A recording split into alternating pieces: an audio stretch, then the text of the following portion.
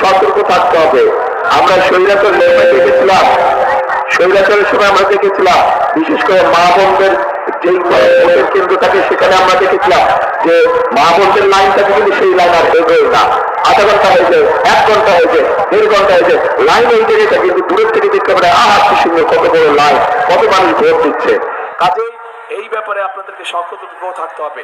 Voter অবশ্যই vote দিবে যার যার ভোট কেন্দ্রে, কিন্তু সতর্ক থাকতে হবে যে সেই ভোট কেন্দ্রে যে ভোট দিচ্ছে সে সত্যিকার ভাবে সেই ভোট কেন্দ্রের ভোটার কিনা।